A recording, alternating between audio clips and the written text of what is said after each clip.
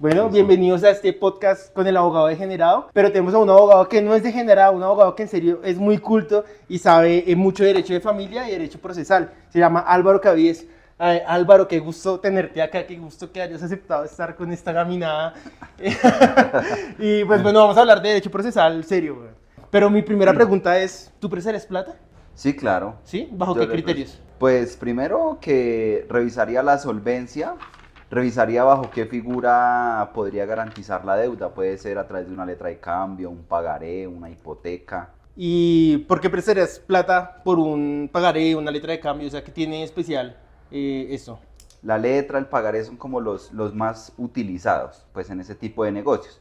La hipoteca pues también, lo único que tiene la hipoteca es que ya se garantiza la deuda con el pago de un bien inmueble. Usted sabe que con la hipoteca usted pone una casa o una finca como garantía para el pago de esa obligación. Y ya la letra y el pagaré simplemente es para constituir el título, tener la prueba de que yo le presté ese dinero a esa persona y con fundamento, bien sea en esa letra o ese pagaré, poder iniciar un proceso ejecutivo en caso de incumplimiento. Sí, o sea, que lo que hace el título de valor es básicamente evitarte el proceso declarativo, decir, esta persona me debe plata y no sé qué. Efectivamente, cuando usted presta plata sin firmar un documento, por así decirlo, y si esa persona le queda mal, pues el trámite se extiende, porque usted no solamente va a tener que iniciar el proceso declarativo para constituir el título, sino que una vez constituido ese título va a tener que iniciar el proceso ejecutivo.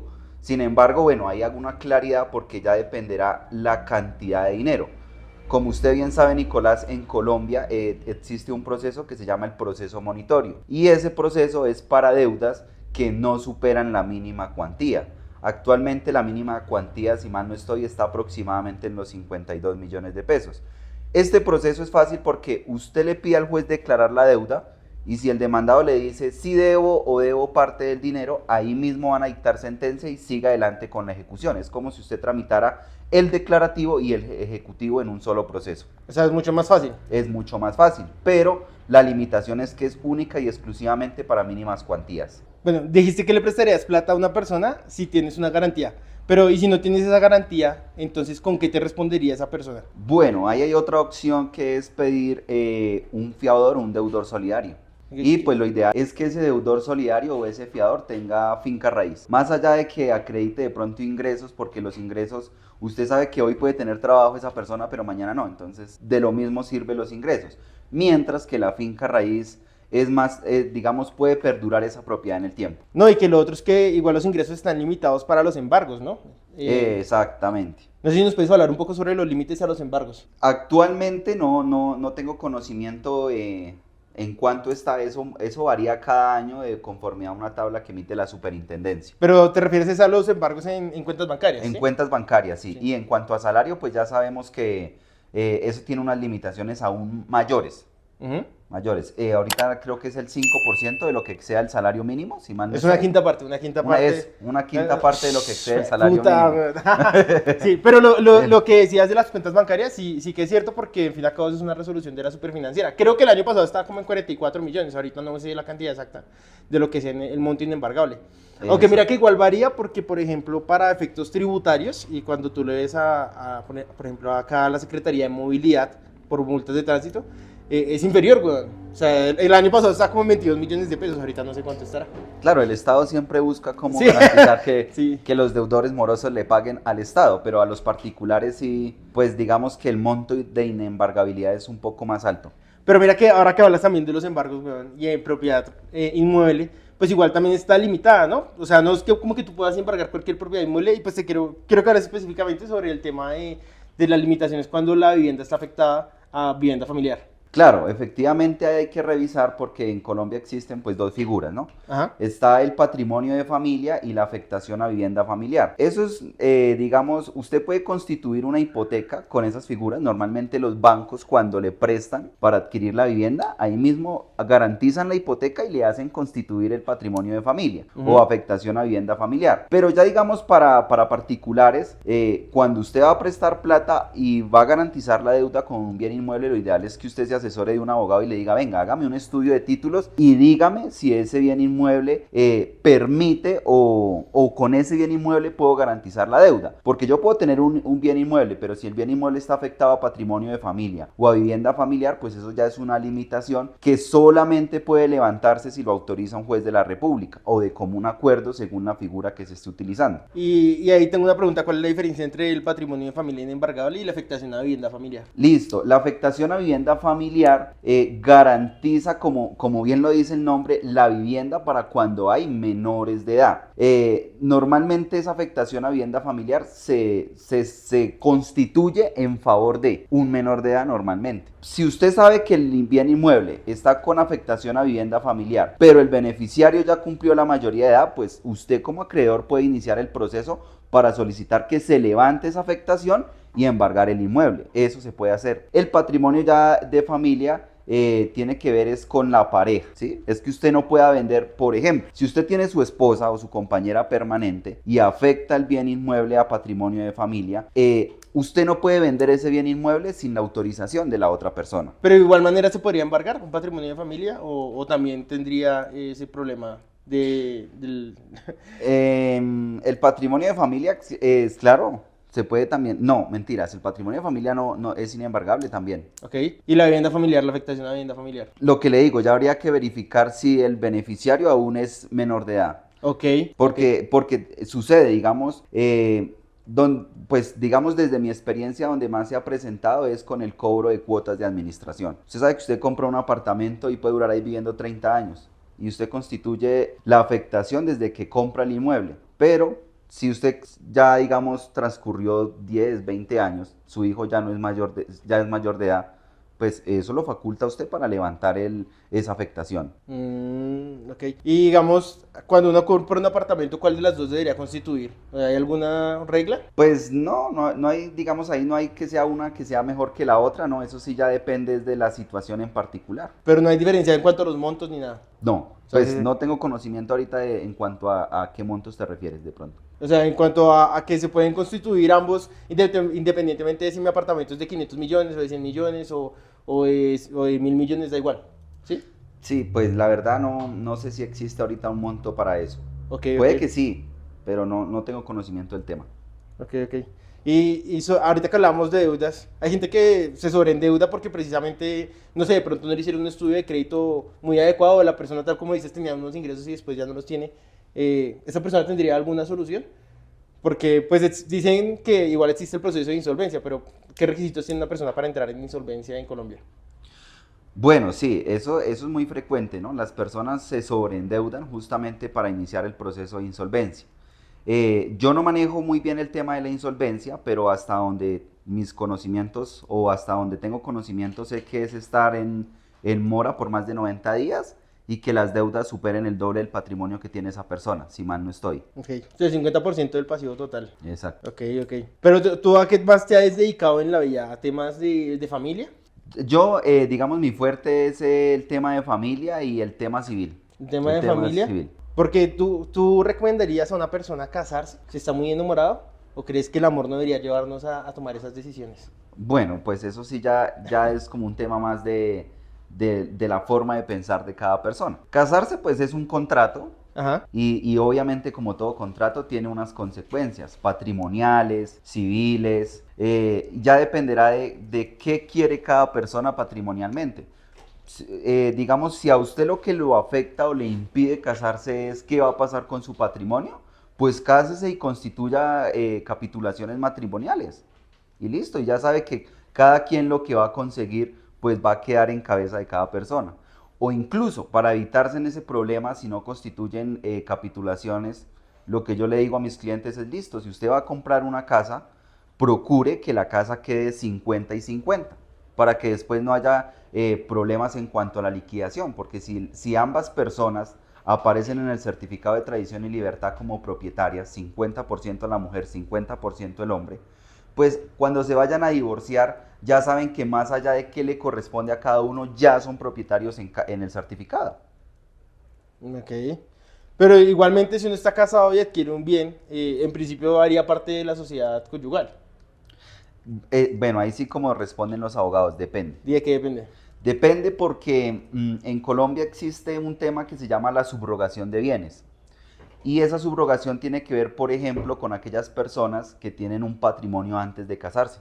Ejemplo, tienen un apartamento, lo venden ya estando dentro del patrimonio y si subrogan ese bien, o sea, acá cuando vendieron el apartamento que tenían antes, dicen que van a subrogar y luego cuando compran el otro dicen, es producto del bien que yo tenía antes, pues no ingresa. Pero si las personas no hacen eso y luego compran un bien ya estando casados sin utilizar la figura de la subrogación, claro que entra a la sociedad conyugal. Independientemente de que después vayan a alegar a decir, ay no, es que yo tenía el bien con anterioridad, o eso fue un dinero que recibí de una herencia, o era un dinero que tenía guardado, no importa. Si usted no utilizó la figura de la subrogación, ingresa a la sociedad conyugal. Ok, ¿y crees que a día de hoy hay una diferencia entre estar casados y estar conviviendo? Sí, claro, hay una diferencia en cuanto a la unión marital de hecho y el matrimonio. Porque, o cuál es la gran diferencia y la gran dificultad que yo siento que hoy por hoy ya se ha venido superando un poco, es que cuando usted se va a convivir en unión marital de hecho, usted no piensa en las consecuencias a futuro, o de pronto las piensa, pero no las previene. Entonces la diferencia en cuanto a una y la otra es que si usted se casa, pues está el contrato de matrimonio y es el soporte que lo va a facultar a liquidar una eventual sociedad conyugal. Mientras que con la unión marital de hecho, usted simplemente se va a convivir con su pareja y los problemas vienen cuando se separan, porque entonces cuando usted se separa, usted dice, bueno, durante esta convivencia adquirimos X cantidad de patrimonio. ¿Cómo la vamos a liquidar? ¿Cuál es el soporte de que convivíamos juntos? De que ese patrimonio se constituyó durante la relación. Entonces, ahí ya viene el tema de que usted primero tiene que iniciar el proceso judicial para que le declaren la unión marital de hecho, para que el juez diga, sí, efectivamente existió una convivencia de tal año a tal año y dentro de esa convivencia se configuró una sociedad patrimonial y hay lugar a liquidarla. Entonces, digamos, eso es como lo mismo que pasaba con el ejecutivo, un doble proceso, porque usted primero tiene que iniciar el declarativo para que el juez le diga, sí, efectivamente convivieron, constituyeron la unión marital de hecho, y una vez pase eso, usted tiene que iniciar el proceso liquidatorio para liquidar la sociedad. O sea, es más desgastante. Es más desgastante, claro, mientras que con el matrimonio usted ya sabe que listo, divorcio y ahí mismo liquidación de sociedad conyugal. Usted no tiene que ir a decirle al juez, demostrarle que usted que sí, que efectivamente se casó, porque para eso existe el registro civil de matrimonio. Y cuando la gente hace una declaración de la unión marital, de hecho, ¿se evitaría igual el proceso declarativo? Claro, frente a eso sí hay que hacer la aclaración porque en Colombia hay 3 formas de declarar la unión marital de hecho. Mediante centro de conciliación legalmente constituido, usted va al centro de conciliación y pues con la pareja obviamente y dice sí, efectivamente existe una unión marital de hecho o existió, porque no puede, digamos, no se puede facultar a que solamente sea durante la convivencia. Si se separan y son personas de pronto maduras que piensan bien las cosas, pues acuden a un centro de conciliación y declaran la unión marital de hecho. También lo pueden hacer mediante escritura pública. Van ante una notaría, constituyen la unión marital de hecho y si es del caso ahí mismo la liquidan. Y pues ya la tercera vía es por vía judicial, cuando no se logra de mutuo acuerdo. Yo tengo una opinión también respecto a que hay una diferencia entre la unión marital de hecho y el matrimonio, pero pues me corregirás. Y es, por ejemplo, en el matrimonio hay un deber de fidelidad. O sea, tú sí o sí tienes que serle fiel a tu pareja porque si no serías el cónyuge culpable de que esa relación se dañe, pues si le fuiste infiel, ¿no? ¿Qué opinión tendrías al respecto? No, yo creo que no es una diferencia, digamos, marcada. ¿Por qué? Porque igual la unión marital de hecho exige 3 requisitos para que se configure cuando no ha sido declarada. Y uno de esos requisitos es la singularidad. Es decir, que si yo digo constituí una unión marital de hecho o estoy conviviendo con, no sé, con Lisette, un ejemplo. Yo tengo que demostrar que solamente sostuve una convivencia como compañero permanente con esa persona. Porque no puede ser que yo diga, bueno, estoy conviviendo aquí con X persona, pero de manera paralela tengo una relación con un tercero. No, porque ahí ya ya no estaría cumpliendo el requisito de la singularidad. Ahí hay una pregunta sobre el requisito de singularidad y esta me encanta, y es que resulta que hace poco en un tribunal de Medellín declararon que existía una unión marital, de hecho, entre 3 hombres, así como por ejemplo nuestro fotógrafo y nosotros 2 somos 3 homosexuales que convivimos en una casa y luego pues yo fallezco y los 2 quieren mi pensión. Y eso pasó en Medellín y pues se declaró que existía una unión marital, de hecho, ¿tú qué opinas sobre eso? O sea, ¿crees que esa sentencia pueda tener efectos civiles o ya no ha habido pronunciamientos en efectos, bueno, de tribunales civiles al respecto? Sí, por la vía civil, bueno, yo no manejo muy bien el tema laboral, pero lo que pasa es que con el tema laboral específicamente, cuando usted está peleando el tema de la pensión, usted debe acreditar es la convivencia con esa persona, más allá de si existió o no existió la unión marital de hecho. Okay. Estoy seguro que un juez de familia no declararía la unión marital de hecho. O sea, tendría que revisar la sentencia porque no la conozco, pero por la vía de un juez civil, usted tiene que acreditar los 3 requisitos. Okay. Y si el caso es como tú me lo comentas, pues no estaría acreditando el requisito de la singularidad. Bueno, y ahí vamos con otro caso loco, y es que resulta que también hace poco se dijo que, pues siempre hemos dicho que si me separo de mi pareja, no sé qué, como ahorita por ejemplo pasó, pues, hablando de chismes, no sé, entre Huescol y Aida que tenía una cabra, no sé qué, pero suele pasar en la mayoría de parejas que tienen es un perro. Entonces resulta que el perro es una cosa, ¿no? Y en teoría pues tú deberías es repartirla por la mitad, ¿no? Sí, claro. Tal vez no darle cuchillo y partirlo por la mitad, pero sí digamos que repartirlo, no sé, monetariamente o como sea. Pero se ha dicho que hoy en día supuestamente, y salió supuestamente que un tribunal civil había dicho que existían las familias multiespecie, y entonces que debían autorizarse las visitas de un perro. Entonces, ¿tú qué opinas sobre eso? Sí, digamos que yo siento que el derecho de familia y el derecho civil muy seguramente va a evolucionar hacia allá, porque es cierto que cuando usted tiene una mascota, usted le coge como un aprecio, como si fuera un hijo, un miembro más de la familia, efectivamente. Y en ese orden de ideas, pues los jueces van a tener que entrar a regular, por ejemplo, el régimen de visitas, el régimen de alimentos, quién se va a quedar con la custodia como tal, quién se va a quedar a cargo del animalito. Ese es un tema que ya la Corte Suprema de Justicia trató de estudiar, no profundizó mucho porque digamos que la figura o lo que se alegó en esa sentencia no, digamos técnicamente por así decirlo, no se enfocó tanto en que sí, efectivamente es un animal que siente, que a uno le coge aprecio, pero en los salvamentos de votos sí ya empezaron a dar luces respecto a las familias multiespecies basado en sentencias que se han dado en otros países. En Colombia muy seguramente vamos a ir para allá y dependerá también del tipo de mascota, porque tampoco podemos pretender en ejemplo, en un proceso ejecutivo, que usted lo único que tenga que embargar sea un caballo que vale 50 millones, 100 millones de pesos, o no sé, un lote de ganado. Sí. Y el deudor entonces no es parte de la familia, se defiende diciendo, ay no, es que el caballo, yo quiero a mi caballo, quiero a mi lote de finca. No, y es que eso puede llegar a pasar. Entonces yo también creo que ahí ya se deberá modular en cada sentencia algunos requisitos. ¿Sabes qué otra familia multiespecie existe, weón? En la costa se da mucho que la gente como que tiene de cónyuge a la burra, weón. Bueno, eso sí ya dependerá del caso en particular, pienso yo. Pero más allá del caso en particular, ¿sabe qué creo yo? Del conocimiento del abogado. Sí. Porque estoy seguro que de pronto habrán abogados en el que usted le habla de estos temas y le va a decir, no, el Código Civil dice que eso es un bien susceptible de ser embargado y rematado. Ajá. Y se centrará en eso, ¿sí? Ya dependerá de la defensa y de la forma en como usted se lo plantea al juez. De pronto si usted le dice, no sé, mire, el perrito me acompaña a mí todos los días, tiene ciertos hábitos, qué sé yo, que en las mañanas lo recibe de X forma, o cuando sale, o cuando entra. Ya dependerá de cómo usted le demuestra al juez que efectivamente existe como una conexión en cuanto a ser parte de ese animal como miembro de la familia. ¿Sí? Porque no es simplemente decir, ay no, es que porque yo tengo el perrito es parte de mi familia. No, pues ¿cuántos casos no hemos visto en las noticias que está el perrito y lo dejan abandonado una semana sin comer ni nada? No, eso, yo creo que eso se va a ir modulando con el tiempo. Se van a exigir unos requisitos para usted poder decir si efectivamente la mascota es miembro de la familia. Digamos, pues no sé qué tanto sepas sobre ese tema en derecho comparado, pero se suele ver mucho en las películas que dicen, no, es que le dejé mi casa a mi perro. No sé si en otros países eso ya sea posible. ¿Has escuchado eso en algún otro país? Sí, ahorita no tengo muy claro, no estoy seguro si fue en Portugal o en España. Ya se ha dado en otros países. Acá alguna vez tuve la oportunidad de discutir el tema con un magistrado.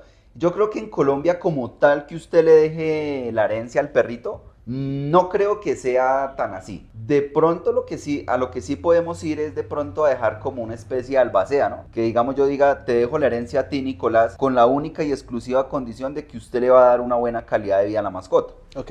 Claro, porque digamos si se lo dejamos como tal a la mascota, la mascota no tiene la capacidad para administrar. Ni tampoco la capacidad para ejercer actos jurídicos frente al patrimonio que deje la persona. Pero yo creo que es una opción válida que hoy por hoy ya se puede estar dando en Colombia. Colombia ya prácticamente las personas tienden a no tener hijos, a tener mascotas, y llegará el punto en que ¿qué va a pasar con esa herencia? No todo puede ser para el ICBF. Sí, claro. Hablando de herencias, ¿qué tanta plata de mi patrimonio le puedo dejar a mi moza. ¿En qué sentido? ¿Como en testamento? Sí, en testamento. Pues actualmente está el 50% del patrimonio de libre disposición. Ajá. Es decir, que si yo tengo 100 millones de pesos, yo puedo, con los 50 millones de pesos, que es la mitad, yo puedo hacer lo que yo quiera sin que en el futuro haya, digamos, efectos de pronto de una nulidad o de que se invalide, por así decirlo, jurídicamente ese testamento. Y suponiendo pues que yo tengo moza y mi esposa me pilla, ¿cómo haría ella para poder demostrar eso? Porque siempre me he preguntado cómo puede hacer una persona para demostrar que existió una infidelidad, pues que jurídicamente serían relaciones sexuales extramatrimoniales y que es una causal para pedir un divorcio, ¿no? Pero siempre me he preguntado cómo hace uno para demostrar una infidelidad, ¿no? Y ante un juez, tú que lo vives de pronto más en el día a día, ¿qué opinas? Esa es una de las causales más difíciles en teoría y yo siempre le digo a mis clientes, ¿no? Porque hay casos en los que usted le llega al cliente con la foto o el video de la persona teniendo relaciones sexuales y aunque esa es una prueba ilegal, porque pues no se contó con la autorización para obtenerla, yo siempre digo, bueno, si usted dentro del proceso de divorcio le presenta una foto o un video al juez, el juez no puede prejuzgar, pero todos somos humanos. Si usted es juez y a usted le están alegando la causal de infidelidad y usted ve el video o ve la foto, por más que usted no quiera prejuzgar, usted ya prejuzga, usted dice sí.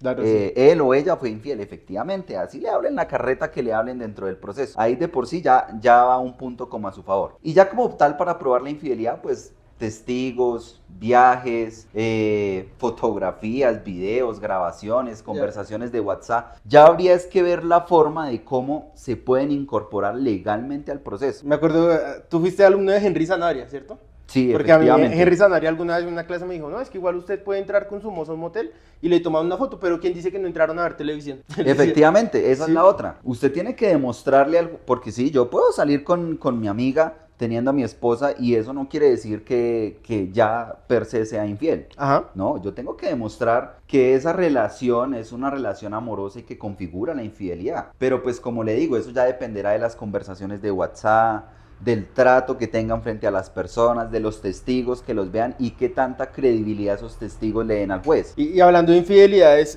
¿las infidelidades tienen alguna otra consecuencia más allá de pronto ser el cónyuge culpable de un divorcio o no? Claro, cuando usted es cónyuge culpable, usted puede solicitar cuota alimentaria y no solamente por esa causal, por violencia intrafamiliar, por cualquier causal. Hoy en día la Corte Constitucional y la Corte Suprema de Justicia han ido siendo un poco más garantistas. Hace poco se conoció el caso de una señora que era estaban en unión marital de hecho, ya se habían separado y la señora dijo, no, es que yo no tengo con qué comer, no tengo cómo sostenerme, tengo una enfermedad. Y por el simple principio de solidaridad, la Corte dijo, sí, efectivamente existe un deber de solidaridad, tiene la obligación de pagarle cuota alimentaria. Y yo creo que hacia allá va también el derecho de familia. No necesariamente usted tiene que ser cónyuge culpable, porque en las relaciones de pareja normalmente, hoy en día no es tan frecuente, pero aún pasa, el hombre es el que tiene como una posición dominante en cuanto al patrimonio, en cuanto a los bienes, en cuanto a todo en general. Y llega, bien sea porque ya no pudieron convivir o porque hay infidelidad o por X o Y razón se separan. Y es verdad que la mujer queda de cierta manera desprotegida.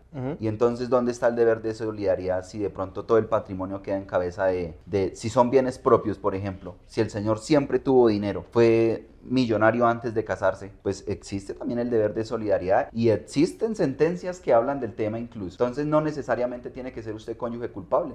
Si usted acredita los requisitos y dice sí, efectivamente está en una situación de vulnerabilidad, hay lugar a pago de cuota alimentaria, pues el juez la va a decretar muy seguramente. Claro, en este tipo de procesos no es que el juez ya de entrada le va a decir un juez de familia, sí, se la decreta. Seguramente tendrá que apelar la decisión, ir al tribunal y en muchos casos incluso a través de tutela llegar hasta la corte para que la corte estudie el caso y diga sí, efectivamente existe ese deber de solidaridad. Ahorita que hablabas sobre las causales para pedir un divorcio, pues resulta que en Colombia, me corregirás, pero pues no existe la posibilidad de yo decirle a mi pareja, no, yo ya no quiero estar más con usted y me divorcio, sino que pues existen las causales y pues dentro de esas tendría que estar el mutuo acuerdo o pues cualquiera de las que tú dijiste. Sé que se estaba como estudiando esa posibilidad de que tú pudieras divorciarte básicamente porque quisiste, así como hoy en día terminas una relación porque quieres, una relación cualquiera. Entonces, ¿has visto que de pronto eso esté en trámite, de pronto ha pasado en otro país?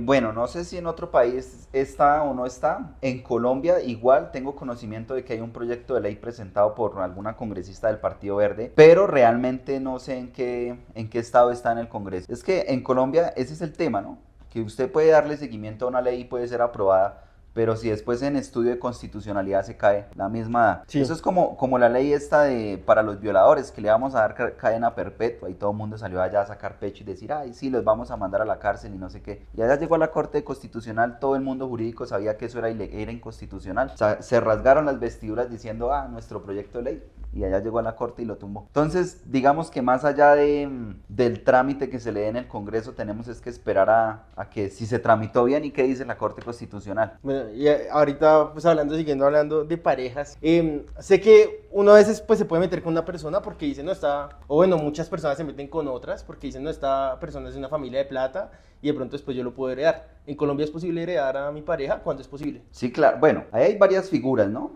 Cuando hay hijos, pues nosotros sabemos que en órdenes hereditarios, en el primer orden están los hijos, ¿no? Uh-huh. Para heredar. Sin embargo, hay unos requisitos especiales, por ejemplo, cuando el cónyuge sobreviviente dice, no, es que lo que yo tengo no es suficiente y acredita que el patrimonio realmente no es muy alto, ella puede optar por la porción conyugal. Uh-huh. En esa figura ella no va a liquidar la sociedad conyugal porque sucede, o cuando con más frecuencia se da es, por ejemplo, cuando la persona fallecida, la mayoría de los bienes los tenía con anterioridad al matrimonio. Entonces, ahí la persona varía y dice, venga, si yo me voy por porción conyugal, entro como un heredero y me toca más. Por porción conyugal ella ingresa y ella entra a ser una heredera más. Y en muchos casos le toca más que si fuera liquidación de sociedad conyugal. Y el cónyuge estaría heredando en segundo y tercer orden, si mal no estoy.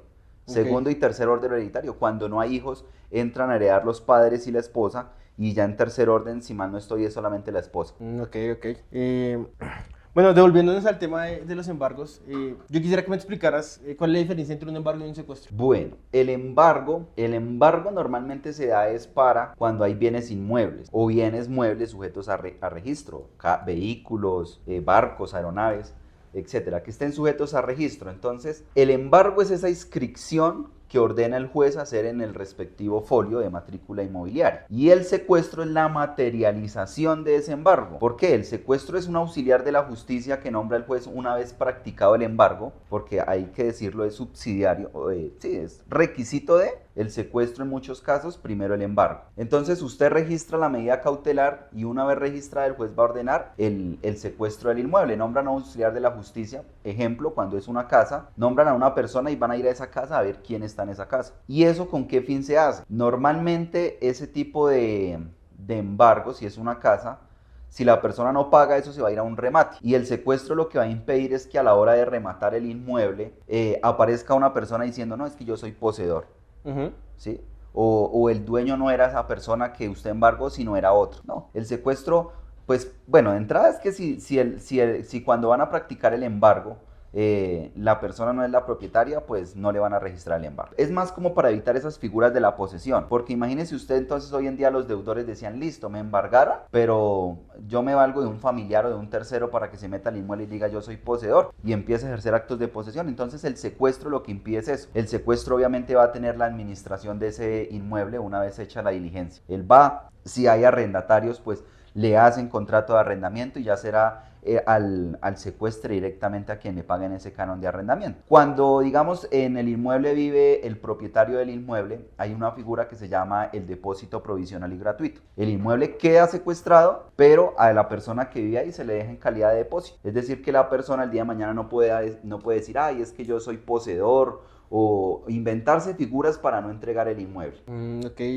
Ya que hablas de que muchas veces la gente hace como jugaditas para evitar pagar, ¿tú crees que en Colombia tenemos un sistema jurídico eficiente para poder cobrar las deudas?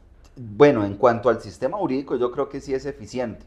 Y realmente hoy en día, si usted entra a la página de la rama judicial, los juzgados son los chepitos de los bancos y de las copropiedades. Yo puedo decir que tal vez el 80 o 90% de los procesos que se tramitan en Colombia son procesos ejecutivos. Okay. El tema de la efectividad para cobrar la deuda como tal no tiene que ver con el juzgado, sino más bien si el deudor tiene la capacidad económica para pagar. Porque si el deudor no tiene bienes, si usted no pidió fiador, si el deudor no tiene trabajo, o si tiene trabajo pero no gana sino el salario mínimo. Y por ahí, digamos, y sobre el hecho de pronto es un papá que es irresponsable, deudor moroso y le tienen embargado el 50% del salario. Entonces yo creo que no es tanto el sistema judicial, sino de la capacidad que tenga esa persona deudora para pagar. Porque realmente un proceso ejecutivo, yo creería que en Colombia es de los procesos más rápidos. ¿Cuánto crees que puede demorar un proceso ejecutivo? Yo creo por ahí un año. Y eso, y incluso a veces menos. Porque ¿qué pasa con el proceso ejecutivo? Usted lo presenta, le libra el mandamiento de pago, le ordenan notificar. Normalmente se notifica una vez practicadas las medidas cautelares de embargo.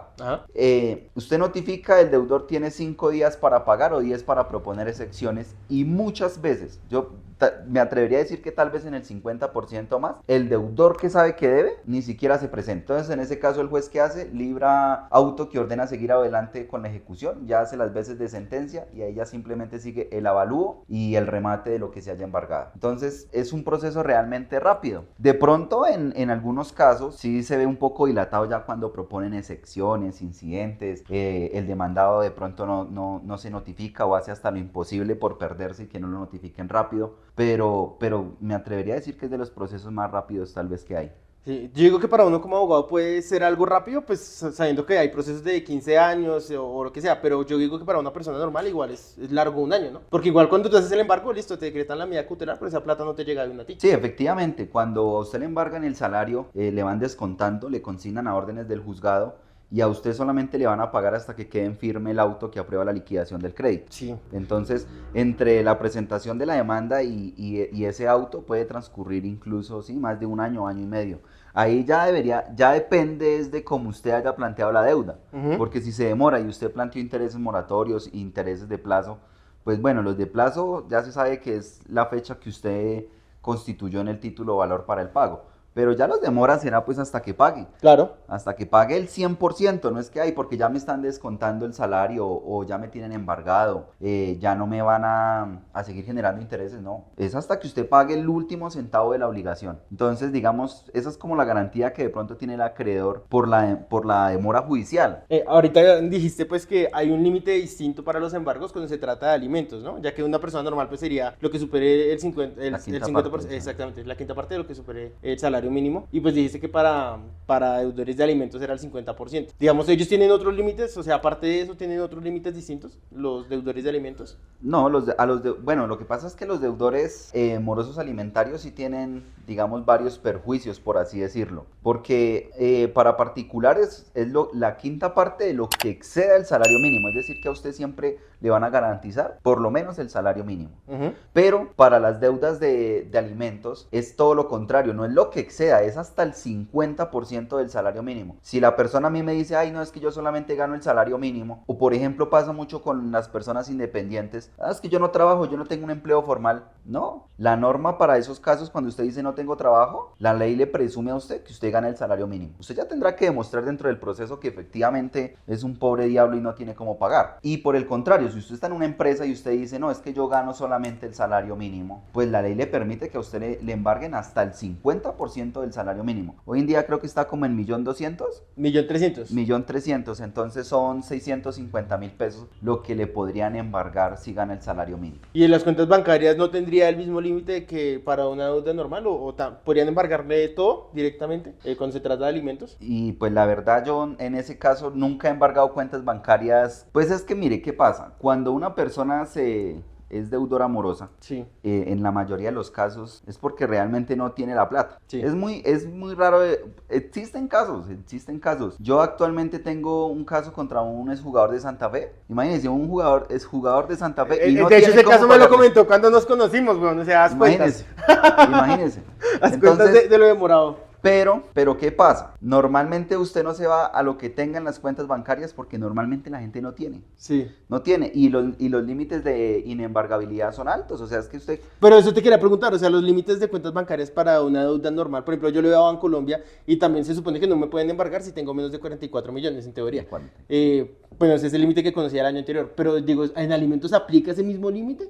O sea, yo le doy a mi hijo y entonces porque tengo 20 millones no me los pueden quitar porque No, era yo el creería único. que no. Realmente no tengo claro el tema, o sea, no, nunca se me ha presentado esa situación, pero yo creería que no, debe ser igual que el salario mínimo. Yo O creo que sea, sí, así tenga 20 millones, paila. claro, yo creo. Pues yo pensaría que igual prima el interés superior del menor, ¿no? Exacto, yo le iba a decir lo mismo, igual por interés superior del menor, es que en este caso los jueces sí son bien garantistas con los menores. Ok. Y puede ser que el menor tenga, mejor dicho, que la mamá sea multimillonaria, pero si el papá debe cuota alimentaria o la mamá, eso va porque va. Esa es otra pregunta que tengo. ¿Cuándo me pueden iniciar un proceso ejecutivo por alimentos? ¿Eso solamente si tengo una cuota fijada? ¿O cómo sería el proceso si no tengo una cuota fijada? Claro, esa es una muy buena pregunta porque digamos que es como un mito, por así decir, y se presenta mucho que a la mamá le dicen, el papá no responde. Eso cuando el niño tenga 18 años lo demanda y le tiene que pagar todo lo que no le pagó durante la crianza. Y eso es falso, o ahí sí como decimos los abogados, depende. Sí. Efectivamente, usted solamente puede cobrar sumas de dinero si existe un título constituido. ¿Y a qué hace referencia esto? Si usted fue a un centro de conciliación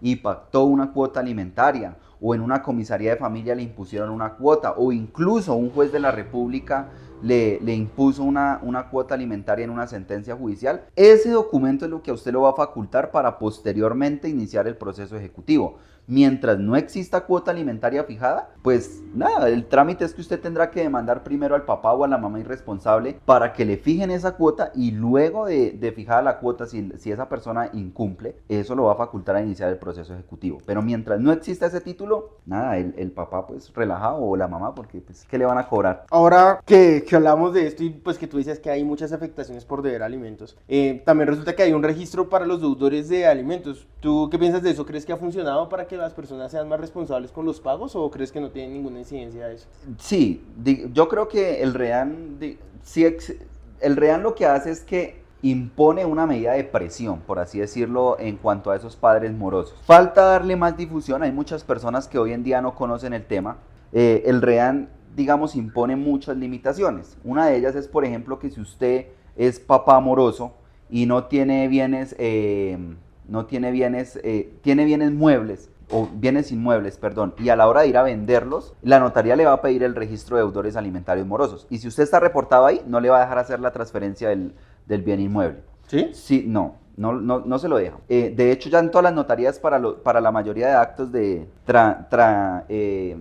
tradición del dominio, le exigen ese registro.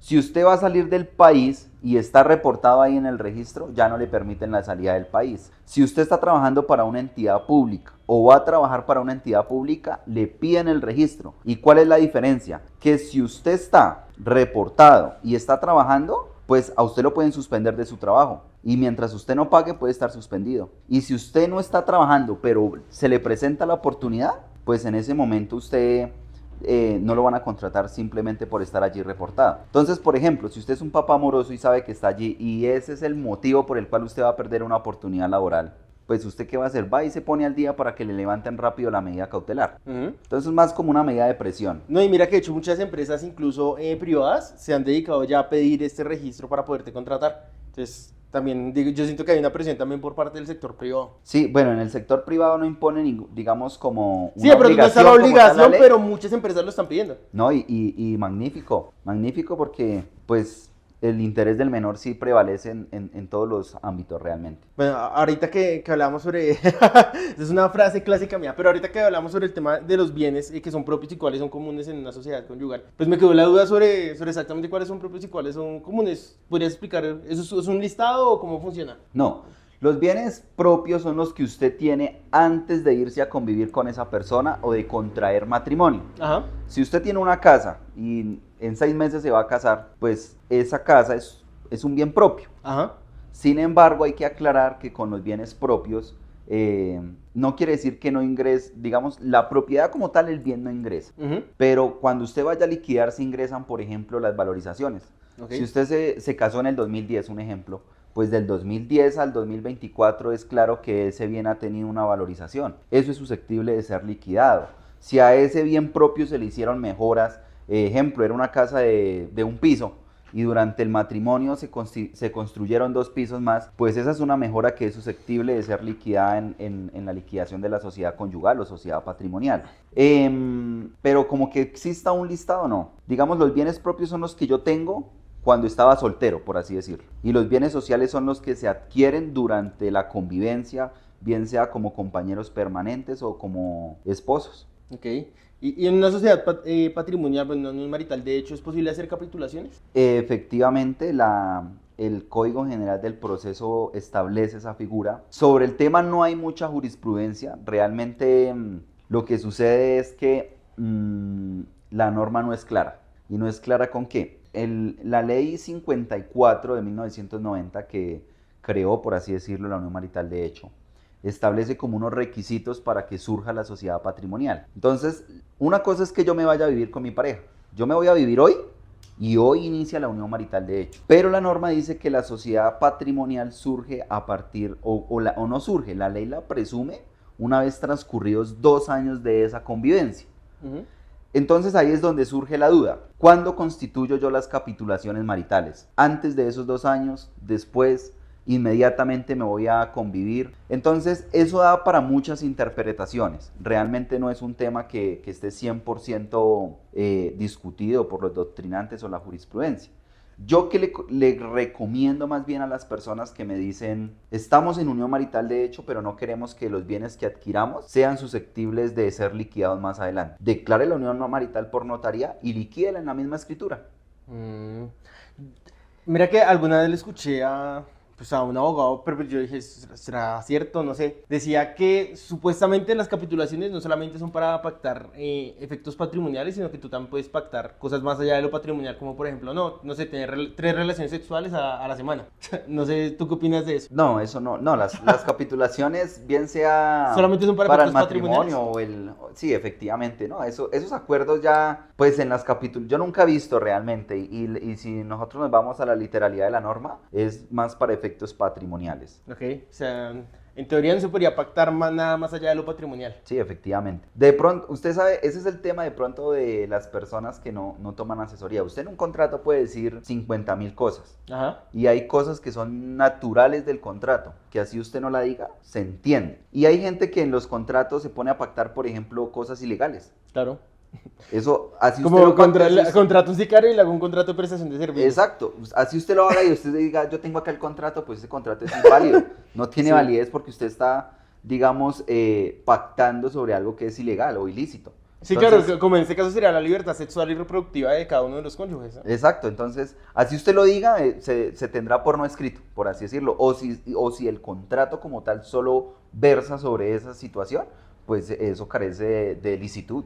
Pero mira que ese tema es tan interesante que incluso pues el Código Civil establece algo que se llama el débito conyugal, ¿no? Que es que tú básicamente debes tener relaciones sexuales con tu pareja porque hace parte de pues esa relación, ¿no? ¿Qué opinas de esas parejas que pronto ya no tienen relaciones sexuales porque no se quieren, lo que sea? ¿Crees que habría un incumplimiento a ese deber? ¿Qué podrían hacer al respecto? No, digamos que ¿qué es lo que yo creería más bien que pasa cuando eso se presenta y, por ejemplo, en el caso que planteaste, si se pacta en un documento? Si se pacta en un documento, se entendería que yo le estoy dando permiso a mi pareja para que me sea infiel. Y se entendería que de entrada lo estoy perdonando por ese hecho, ¿sí o no? Y sobre eso sí existe jurisprudencia. Existen personas que son infieles, se van 1 año de la casa, regresan. La jurisprudencia se ha dicho que cuando hay perdón hay olvido. Entonces, si hay perdón, eso es como si no hubiera pasado. Entonces, me iría yo más por ese lado. Si hay un documento y el día de mañana la pareja me dice, no, es que acá está la causal de infidelidad, mire, acá está en el documento, yo le diría al juez sí. Pero es que ya hay jurisprudencia y se entiende que si ella me dio permiso es porque me permitía hacerlo y se entiende que hay un perdón implícito. Tenía conocimiento del hecho. Entonces yo me iría es como más bien por esos pronunciamientos de la corte y le diría, tal vez fui infiel, pero hubo perdón. Y sobre eso sí hay mucha jurisprudencia, tanto para las uniones maritales de hecho como para el tema de matrimonio cuando se alega la causal. Pero, ¿y eso del débito conyugal, tú consideras que eso a día de hoy es aplicable? O sea, ¿habría un incumplimiento contractual en el matrimonio por no cumplir con el débito conyugal? No, eso ya está mandado a recoger y justamente por eso es que hoy en día realmente quien se ha encargado de regular, aunque no es competencia, han sido las altas cortes. Ujú. Es inconcebible, y digamos yo sí critico mucho eso, tenemos congresistas a los que se les paga un salario súper alto y sacan unas leyes de mierda, realmente. Una ley para declarar que vamos a celebrar el Día del Sombrero Volteado. Una ley en Medellín para el tema del ese bolsito que es emblemático de por allá de Antioquia. ¿Cuántas sentencias de la Corte Constitucional y de la Corte Suprema de Justicia le han dicho al Congreso? Los exhorto para que legislen frente a tal tema. Ejemplo, la regulación para las parejas del mismo sexo. Ejemplo, regulación para la eutanasia. Y así hay muchísimos pronunciamientos de la Corte donde los exhortan para expedir leyes que realmente son importantes y que se siente la sociedad las necesita. Hay muchos vacíos que hoy en día ha tenido que entrar a regular las Cortes porque el Congreso no se les da la gana de sacar una ley frente a ese tema. Y más que eso, de pronto creo que son leyes que generan mucha opinión no muy favorable hacia los congresistas. Digamos, hay muchas de esas leyes que realmente no se han podido sacar adelante por el tema el tema religioso, ¿sí? Por ejemplo, la ley para la eutanasia, ¿cuántas veces se ha caído? Esa ley la han presentado 2, 3 veces y siempre se ha caído porque las bancadas que hacen parte de sectores religiosos no permiten el tema. De hecho, en Colombia, pues, que pena interrumpirte, pero en Colombia por mucho tiempo no existía el divorcio, por ejemplo. Porque teníamos un concordato con la Iglesia Católica y fue hasta una sentencia de la Corte Constitucional que dijo, no, pues es que eso igual vulnera la Constitución. O sea, claro, eso no tiene razón de ser. Pero yo siento que realmente ese tema es más por el tema de muchos sectores religiosos que se oponen. Ese es un ejemplo claro. El divorcio. El divorcio. Que porque había un concordato con la iglesia y el matrimonio era sagrado y era para toda la vida y etcétera, y vea, hasta que a través de una sentencia se pudo facultar para regular el tema. Bueno, ahora que hablabas de alimentos, si nos devolvemos a ese punto exacto, ¿qué debería yo pagarle a mi hijo como alimentos o qué incluyen los alimentos? Bueno, pues los alimentos incluyen, como su nombre lo dice, alimentos, vestuario, educación, salud. Hay una diferenciación en el Código Civil que a veces las personas no tienen muy claro, ¿sí? ¿Por qué? Cuando usted sienta a dos papitos a conciliar la cuota alimentaria de un niño o una niña, lo primero que le van a decir es que como usted gana más, usted tiene que dar más. O todo lo contrario, el que tiene que dar más dice, no, es que los alimentos son 50 y 50. Y eso sí varía dependiendo la posición económica de cada uno de los padres. Si usted tiene más, pues es claro que usted tiene la oportunidad de darle más a su hijo. Yo no le puedo decir si el papá gana el salario mínimo, un ejemplo, y la mamá gana 13 millones de pesos, pues yo no le puedo exigir al papá que le tiene que dar una cuota que supera el salario mínimo. No, si la mamá tiene la capacidad económica más alta, pues ella será quien deberá suministrar la mayoría de esos gastos. Pero básicamente sí, la cuota alimentaria o lo que comúnmente se regula es alimentos, vestuario, costos educativos, los temas de salud y sí, básicamente eso es como lo que más se regula. O sea que al juez que le llegue ese proceso le toca entrar a hacer un estudio detallado sobre los padres, mejor dicho. Sí, claro, cuando usted va a solicitar una cuota alimentaria, usted va a decir, bueno, mi hijo necesita por cuota alimentaria 500,000 pesos, pero no basta con que yo simplemente le diga al juez son 500,000 pesos y ya, no. Yo tengo que decirle al juez y explicarle en qué concepto se van esos 500,000 pesos y adicional a eso yo tengo que probar la capacidad económica del papito al que estoy demandando. Entonces yo no puedo decir, sí, el señor tiene que pagar 500,000 pesos y es que el señor gana 5 millones. Pues la ley presume que usted gana el salario mínimo. Pero si usted gana más, demuéstrele al juez que esa persona gana mucho más. Para eso existen las facultades oficiosas del juez. Pues oficia el lugar donde trabaja, oficia las entidades bancarias, oficia la DIAN para que informe ese tema de cuentas exógenas y todo eso, a ver si declara, si no declara, todo eso. Bueno, ya que estamos llegando al final, te voy a hacer unas preguntas sobre la eficiencia de nuestro sistema de justicia. ¿Cuánto se demora un proceso en Colombia? Un proceso judicial, pues aclaro. Depende del tipo de proceso. Depende del tipo de proceso. Sin embargo, frente a eso, el Código General del Proceso estableció que los procesos en Colombia no se pueden demorar más de un año. Ajá. Prorrogables por 6 meses más y adicional a eso, otros 6 meses si hay segunda instancia. Eso realmente es muy difícil hacérselo cumplir a un juez. ¿Por qué? Efectivamente, los procesos en Colombia son bastante demorados, pero es que si nosotros vamos a ver la carga laboral que tiene un juzgado, por ejemplo acá en Bogotá usted puede ver juzgados con 2.000, 3.000 procesos. Y a eso sumémosle los procesos que van entrando día a día. Las tutelas, por ejemplo. Por ejemplo, las tutelas. Si usted tiene, por ejemplo, hoy va a dictar una sentencia en un proceso judicial, pero le ingresa una habeas corpus o una tutela que requiere, que es ya inmediato, derechos fundamentales, pues usted ya tiene que dejar el trámite de esos procesos ordinarios, por así decirlos, para darle trámite a una acción de tutela o a una habeas corpus. Efectivamente, los procesos en Colombia son demorados y a eso se le suma hoy en día el trabajo en casa. Yo realmente, obviamente para uno como independiente, magnífico, porque usted es dueño de su tiempo y lo maneja. Pero los servidores públicos, específicamente los de la rama judicial, y de hecho alguna de esas personas del Consejo Superior de la Judicatura lo ha dicho en diversos congresos, eso es una alcahuetería para el servidor público. ¿Usted cómo controla que el escribiente o el sustanciador o el mismo juez efectivamente está cumpliendo su horario laboral? Se han presentado casos de jueces por allá en la playa dictando la audiencia ahí manejando. No, eso es una sinvergüencería. ¿Usted cómo? Y se presenta, el servidor público se va a hacer sus vueltas, a pagar la factura, a los viajes, a estudiar, etcétera, etcétera.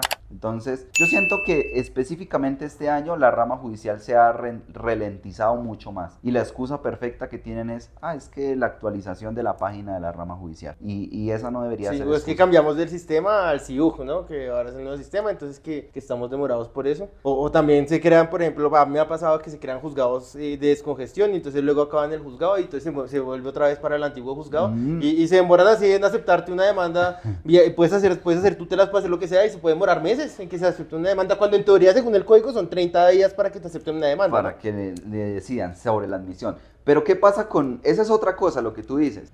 El Consejo Superior de la Judicatura dice, vamos a crear, ejemplo, 20 juzgados para descongestionar. Pero eso es pura carreta, realmente no los crean. Que hace 2, 3 años, ¿qué hicieron? Cogieron un poco de juzgados civiles municipales y lo que hicieron fue cambiarles el nombre. Ya no van a ser juzgados civiles municipales, sino juzgados de pequeñas causas. Eso nunca va a solucionar el problema. Y peor aún, hoy en día que crearon esos juzgados, no se lo miento. Usted va acá al edificio al Hernando Morales, ahí en el segundo piso, usted entra, un juzgado, haga casi cuenta de esta oficina.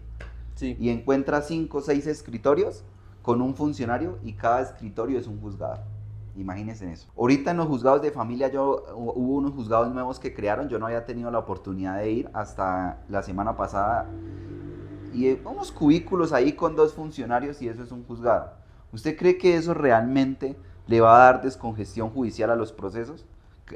Poner a un funcionario ahí con un computador y decir que eso es un juzgado y tenerlos desde la casa con la excusa del trabajo virtual. No, yo creo que los funcionarios judiciales deben volver a la presencialidad. Esa debe ser la regla general para los funcionarios de la rama judicial. Y lo que se podría hacer, que ya lo han planteado varios académicos, es que hoy en día con la virtualidad se modifiquen esas reglas de la competencia, específicamente con el factor territorial. Es decir, que yo no tenga que presentar una demanda acá en Bogotá, cuando hoy en día la virtualidad nos permite que a través del reparto se le pueda dar trámite o sean enviadas esas demandas a juzgados que quedan en la periferia.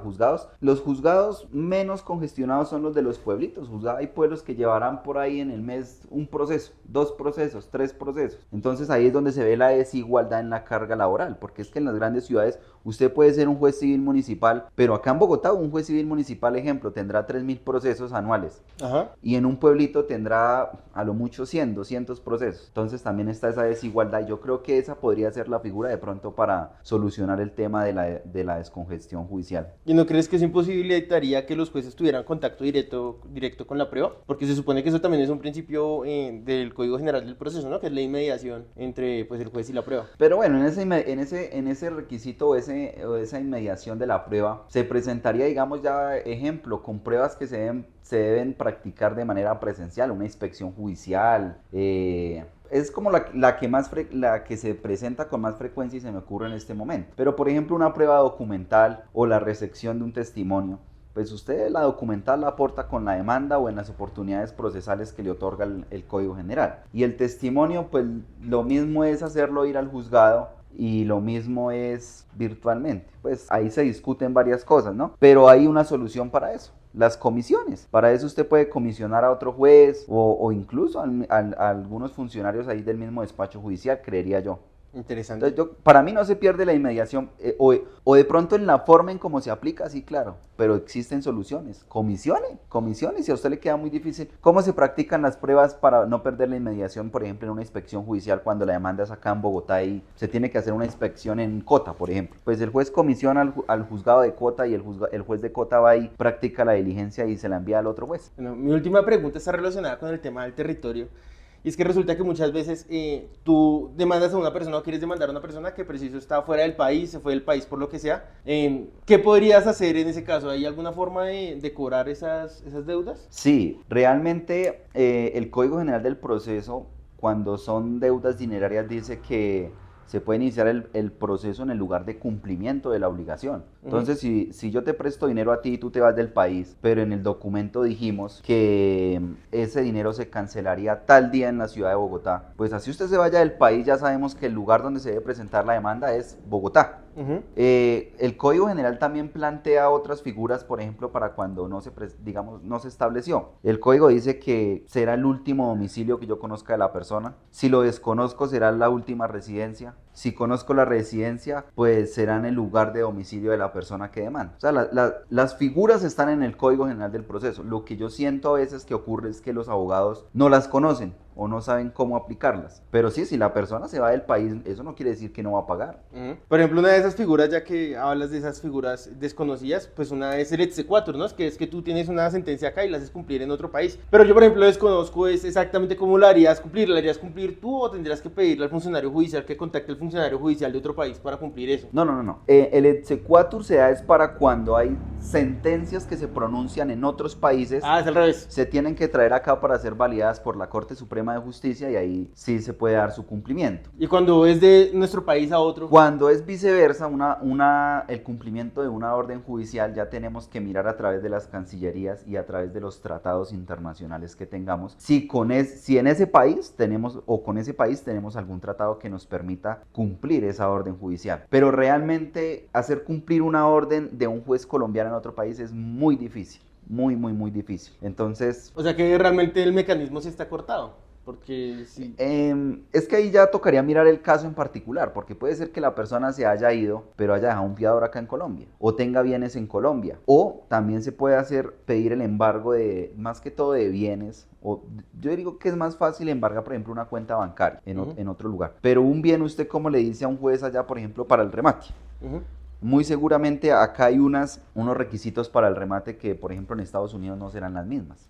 Sí, ahí hay una limitación, pero ya, digamos, ahí es donde está la importancia de al momento de usted celebrar un negocio, buscar asesoría de un abogado, independientemente del negocio que sea, y estudiar todas las posibilidades y mirar cómo se amarra ese contrato o ese negocio para que su cumplimiento y su ejecución sea netamente en Colombia. Soluciones hay muchas, el problema a veces es el desconocimiento o la gente por ahorrarse un pesito dice, yo compro una minuta, una proforma de esas que venden por ahí en las papelerías y ya eso es suficiente. Sí, después vienen los problemas. Sí. Acabamos ya. Gracias por ver. Gracias.